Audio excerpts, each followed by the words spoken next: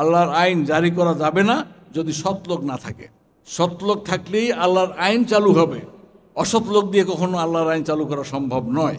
বাংলাদেশ জামাত ইসলামী দীর্ঘদিন পর্যন্ত ফ্যাসিস্টদের প্রোপাগান্ডার মুখে নির্যাতিত অবস্থায় ছিল। বাংলাদেশ জামাত ইসলামীর বিরোধিতার একমাত্র কারণই হলো বাংলাদেশ জামাত ইসলামী মানুষের কাছে দাওয়াত দেয়, আল্লাহর দাসত্ব গ্রহণ করো, রাসূলের আনুগত্য করো, এই ঈমান আনার পরে কথা ও কাজের গরমিল পরিহার করো। 3 নম্বর বলে নিয়মতান্ত্রিক ও গণতান্ত্রিক পদ্ধতিতে একটি ন্যায় ও ইনসাফপূর্ণ সমাজ কায়েম করে সমাজ থেকে জুলুম, শোষণ, দুর্নীতি, ধর্ষণ, রাহাজানি, ডাকাতি, ছিনতাই, চাঁদাবাজি ইত্যাদি বন্ধ করার আহ্বান। 3টে জিনিসই কিন্তু খুব কঠিন, আর এই 3টে জিনিসের সমন্বয় হলো লা ইলাহা ইল্লাল্লাহু মুহাম্মাদুর রাসূলুল্লাহ। মূল টার্গেট ছিল এটাই। আল্লাহ রসুল যখন এই কালেমার দাওয়াত দিলেন, যিনি ছিলেন সবচেয়ে আমানতদার ব্যক্তি, সবচেয়ে প্রিয় ভাজন আরব সমাজে, সবাই তাকে ভালোবাসতো, শ্রদ্ধা করতো, আমানতদার মনে করতো। তাকে পাগল হয়ে গেছে ভাতিজা, জিনে ধরেছে, তখন তার যুদ্ধপরাধী ছিল না, রাজাকারও ছিল না, ওই কথাটাই বলা হয়েছে, এবং তার উপরে পাথর নিক্ষিপ্ত শুরু হয়ে গেল। ওই লা ইলাহার অর্থটা আরবি ভাষাভাষী হওয়ার কারণে আরব সমাজের লোকেরা খুব ভালোভাবে বুঝতে পেরেছিল, এবং বোঝার সাথে সাথে তাদের গায়ের ভিতরে আগুন ধরে গিয়েছিল। বলে কি বেটা, এত আদর স্নেহ করে বড় করলাম, আর সে বলে লা ইলাহা ইল্লাল্লাহু মুহাম্মাদুর রাসূলুল্লাহ। আমাদের দেশে কালেমার অনেক জিকির হয়, কালেমার অনেক দাওয়াত হয়, গাছথ হয়, দাওয়াত দেওয়া হয়, কিন্তু কাউকে তো রাজাকার, যুদ্ধপরাধী, মানবতা বিরোধী বলে না। জামাত ইসলামী যখন বলে কালেমার এই দাওয়াত, তখনই এই উপাধিগুলো চলে আসে। এটা আল্লাহ রসুলের সুন্নাত। আমরা মনে করি সেই সুন্নাত হিসেবে আমরা গ্রহণ করেছিলাম যে এই কলেমার দাওয়াত দিতে গেলে যদি বিরোধিতা আসে, তাহলে আমরা সত্যিকার কলেমার উপরে আছি। কারণ এই কলেমার দাওয়াত দিতে গিয়ে আল্লাহ রসুল তায়েফে রক্তাক্ত হয়েছে। আল্লাহ রসুল শেবে আবু তালেবের 3.5 বছর ছিলেন। এই আল্লাহ রসুল শেষ পর্যন্ত টিকতে না পেরে তার অনুসারীদেরকে নিয়ে হিজরত করতে বাধ্য হল। তাহলে আমরা তো কলেমায় জিকির করি, কলেমাকে গ্রহণ করি, কলেমাকে পালন করি, ওই ধরনের কোনো অবস্থা তো আমাদের উপর আসতেছে না। তাতেই বোঝা যায় যে এই কলেমার যে দাওয়াত যেটা সমাজে প্রচলিত আছে, ওটা দিয়ে কোনো অ্যাকশন হচ্ছে না। সমাজ পরিবর্তনের জন্য যে কারিকুলামগুলো, সেই কারিকুলাম ওই কলেমার থেকে আসতেছে না। বাংলাদেশ জামাত ইসলামী যে কালেমা যেভাবে উপস্থাপন করে, যেহেতু আমরা আরবি ভাষাভাষী না, মৌলিক জিনিসটা যখন অর্থ সহকারে যখন উপস্থাপন করা হয়, তখন বিরোধিতা শুরু হয়, তখন নির্যাতন শুরু হয়, তখন জেলে যেতে হয়, তখন গুম করা হয়, তখন শহীদ করা হয়। আলহামদুলিল্লাহ, বাংলাদেশ জামাত ইসলামী দীর্ঘ বছর পর্যন্ত এই অত্যাচার, নির্যাতন সহ্য করে করে করে করে এই জুলুমের মধ্যেও আমরা আপনাদের কাছে দাওয়াত পৌঁছানোর চেষ্টা করেছি। হজের যখন সময় হতো, তখন মক্কার কাফের সর্দাররা বিভিন্ন তাঁবুতে গিয়ে ঘুরে ঘুরে বলতো যে আমাদের এখানে একটা পাগল আছে, ওই পাগলের কাছে তোমরা কেউ যাবা না, ওর কথা কেউ শুনবা না, উল্টাপাল্টা কথা বলে। এরকম সব তাঁবুতে গিয়ে প্রচার করে দিয়ে আসতো। তো মানুষের তো একটা স্বাভাবিক নেচার আছে, যেটা নিষেধ করা হয় সেইটি ধরার জন্য চেষ্টা করে। তো তাই হয়েছে, তারা ঘুরে ঘুরে তখন গেছে ওই লোকটার কাছে, পাগল লোকটার কাছে, যে সে কি বলে। তো বলার পর দেখা যায় ভালো কথাই তো বলে, তাদের কাছে ভালো লাগলো। এইভাবে আস্তে আস্তে করে তার দিনের দাওয়াত ওদের মধ্য দিয়েই, ওরাই দাওয়াত দিয়েছে যে ওর কাছে যাইও না, আর তখন তারা ওই লোকটা তারা চিনতও না, কিন্তু তাদের দাওয়াতের কারণে তারা তার কাছে আসছে, তার কথা শুনে তারা আনন্দিত হয়েছে, খুশি হয়েছে, তাদের কাছে ভালো লেগেছে। তারপর তাকে তার দাওয়াত দিচ্ছে যে এখানে যদি আপনি থাকতে না পারেন, তাহলে আমাদের এলাকায় চলে আসেন, আমরা আপনাকে এই কাজের জন্য সহযোগিতা করব। এভাবেই হয়। আমাদের বাংলাদেশ জামাত ইসলামী নামগুলো ঘরে ঘরে ওরা পৌঁছেই দিয়েছে, যেভাবে পৌঁছে দিয়েছে সেটা এখন মানুষ বিশ্বাস করে না তখনও।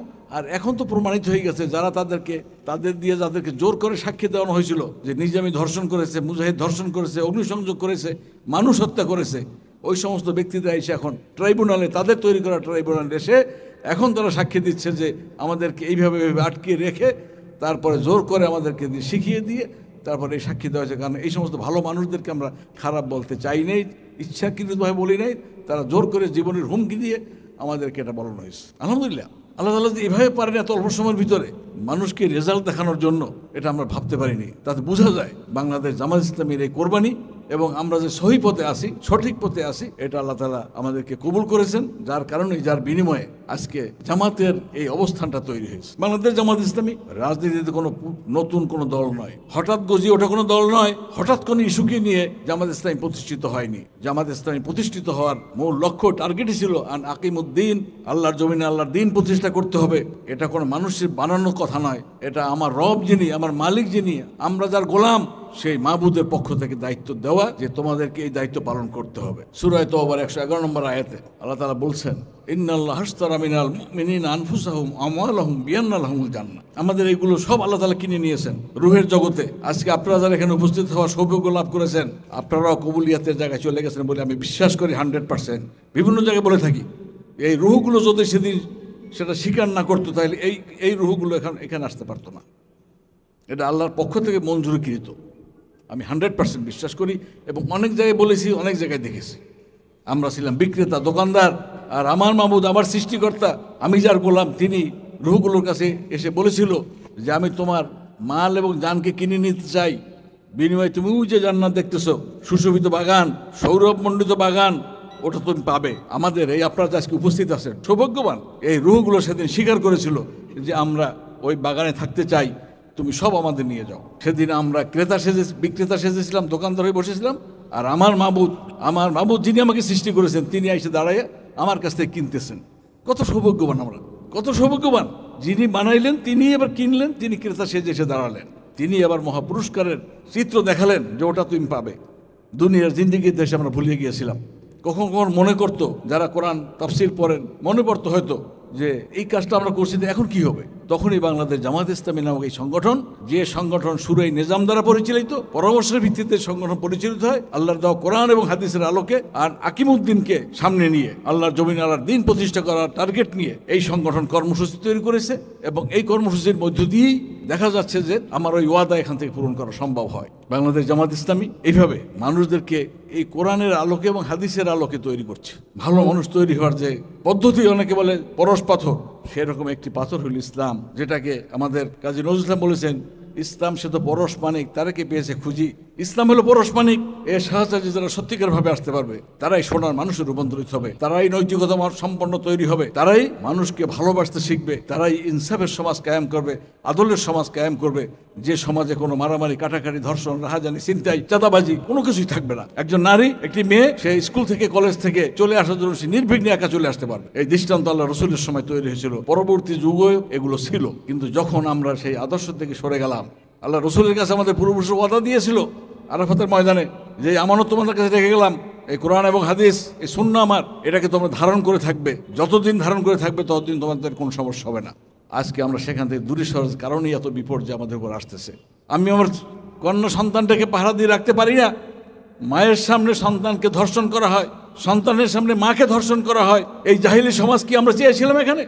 কিন্তু বিগত যে শাসক গোষ্ঠী, সেই শাসক গোষ্ঠী এই ধরনের একটি নির্লজ্জ একটি সমাজ তারা কায়েম করে ফেলেছিল। কোনো মানুষ সেখানে নিরাপদ থাকতো না। জাহাঙ্গীরনগর বিশ্ববিদ্যালয়ে 100টা মেয়েকে ধর্ষণ করে সেঞ্চুরি উদযাপন করেছে, মিষ্টি বিতরণ করেছে।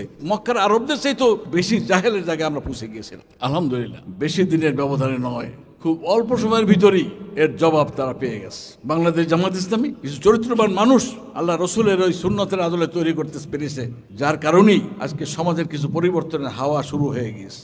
বাংলাদেশ জামাত ইসলামের স্লোগান হলো, আল্লাহর আইন চাই, সৎ লোকের শাসন চাই। আল্লাহর আইন জারি করা যাবে না যদি সৎ লোক না থাকে। সৎ লোক থাকলেই আল্লাহর আইন চালু হবে। অসৎ লোক দিয়ে কখনো আল্লাহর আইন চালু করা সম্ভব নয়। সৎ মানুষগুলো কি হবে?